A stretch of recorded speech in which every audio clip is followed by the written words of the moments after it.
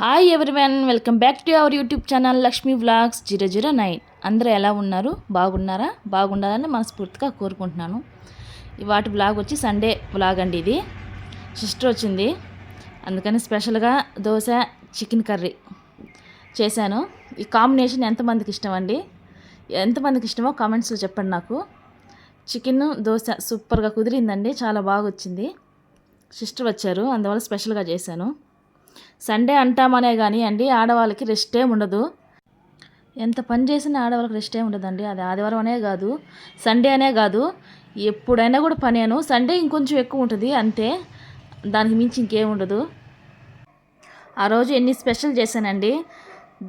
Dosa, chicken curry చేశాను, చేపల curry చేశాను, చేపల ఫ్రై చేశాను, చికెన్ పికిల్ చేశాను, చికెన్ ఫ్రై చేశాను, రైస్ వండాను. మళ్ళీ దానికి పడిన అంట్లన్నీ క్లీన్ చేశాను. మళ్ళీ స్టవ్ అంతా, ఆ ప్లాట్ఫామ్ అంతా క్లీన్ చేసుకోవాలి. ఉదయం 7కి మొదలు పెడితే మీరు నమ్మతారా నమ్మరా అండి, 12:30కి అయింది మొత్తం స్టవ్ కాడే. టిఫిన్ కూడా గబగబా తిన్నాను.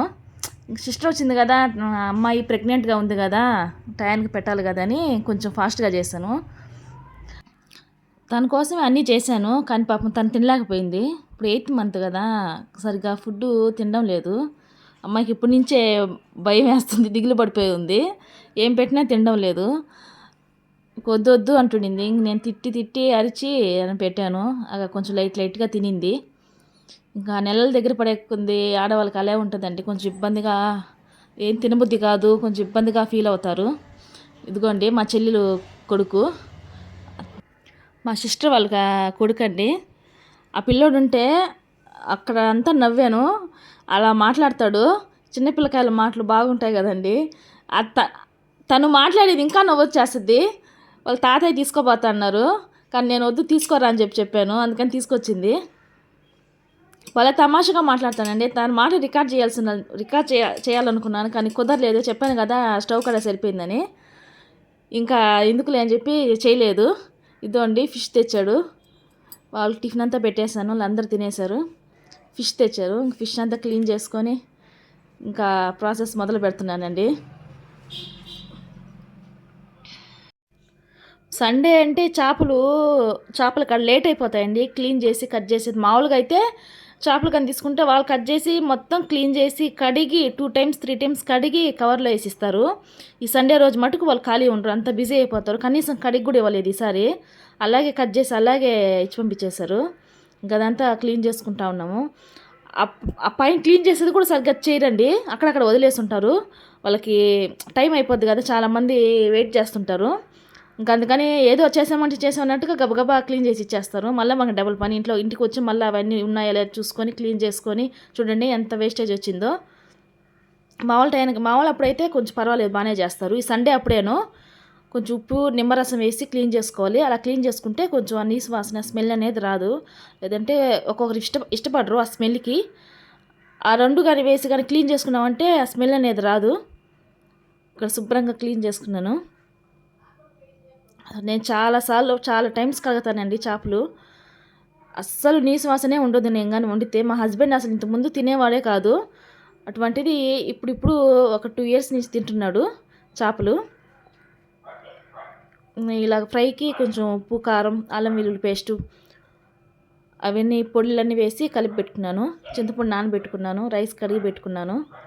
ఇంకా టిఫిన్ తినేసి వచ్చానండి. అదో మళ్ళీ చికెన్ తెచ్చాడు. ఈగాక మళ్ళీ చికెన్ తెచ్చాడు. ఎందుకు తెచ్చామంటే మీ చెల్లి వచ్చింది కదా, వండి పెట్టు తింటుంది అని చెప్పాడు. కానీ పాపం తను తిన్నే లేదు. తన పేరు చెప్పుకుని మేమే తిన్నాము. అప్పుడు నా రైస్ పక్కన పెట్టేశానండి, చేప కర్రీ చేసేసాను. పేరుకి తనకి తెచ్చాడు, కానీ పాపం తను తిన్నే లేదండి. తన కోసమే చేపల కర్రీ కూడా చేసింది. ఏదో కొంచెం లైట్గా తినింది. మేమైతే ఏదో ఒకటి తెచ్చుకో ఉండేవాళ్ళమే. ఇక్కడ నెలల దగ్గర పడేకుంది లేడీస్కి కొంచెం భయంగా అలాగే ఉంటుందండి. తనకే కాదు ఎవరికైనా అలాగే ఉంటుంది. 8th month కదా, ఇంక 1 month ఉంది. అందువల్ల ఇప్పటి నుంచే కొంచెం దిగులుగా అలా ఒంటరిగా ఫీల్ అవుతుంది. అందుకే నీ కాడికి వచ్చి 2 days ఉంటానని చెప్పింది. పాప రమ్మన్నాను, కానీ ఈ లోపలే 8th month వచ్చింది, నిద్ర చేయకూడదన్నారు పాపం. అందుకని ఉదయం వచ్చి సాయంత్రం వెళ్ళిపోయింది. 9th మంత్ పెట్టంగానే వచ్చామన్నాను. వచ్చి ఒక 2 days ఉండమని చెప్పాను. ఇంకా మళ్ళీ డెలివరీ అయితే ఇంకా ఉండేదానికి కుదరదు కదా ఫ్రెండ్స్.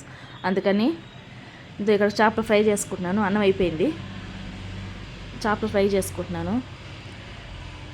తమ్నేల్ మీరు చూశారు కదా ఫ్రెండ్స్, డబ్బులు వచ్చాయని నేను పెట్టాను కదా, అవి ఏమని ఏంటంటే, మేము ఇక్కడ పిల్లల్ని స్కూల్లో జాయిన్ చేసేటప్పుడు మామూలుగా జాయిన్ చేసామండి. ఆ మేడం వచ్చి కొత్త స్కీమ్ పెట్టారు. 50 నెంబర్స్కి స్కీమ్ పెట్టారు. అంటే 50,000 కడితే అక్కడ ప్లే క్లాస్ నుంచి 7th దాకా ఉంది. ఆ ప్లే క్లాస్ నుంచి 7th దాకా ఫ్రీ. మన డబ్బులు మనకి మళ్ళీ 7th అయిపోయినాక రిటర్న్ ఇచ్చేటట్టుగా ఆ రోజు చెప్పారు. ఒక 50 మందికి ఇలా పెడుతున్న స్కీము, ఎవరికైనా ఇంట్రెస్ట్ ఉంటే కట్టండి అని. చాలామంది భయపడ్డారండి.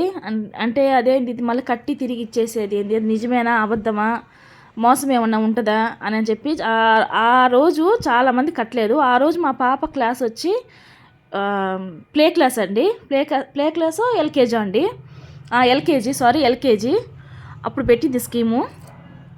చాలామంది కట్టాలనుకున్నారు కానీ భయపడ్డారు. 50,000 అమ్మ తీసుకుని వెళ్ళిపోద్దామా మేడం అన్నట్టుగా మాట్లాడారు. అప్పుడు కొత్తగా బిల్డింగ్ కట్టింది. మా అత్తయ్య వచ్చి లేదు అలా చేయరు, నమ్మకం అనేది ఉండాలి అని చెప్పి పాపకి 50,000 రూపీస్ కట్టింది ఆ స్కీమ్లో. ఆ స్కీము 7th అయిపోయిన దాకా మనం ఫీజు కట్టబడలేదండి, మొత్తం వాళ్ళదేను. బుక్స్ వరకే మనం పే చేసుకోవాలి.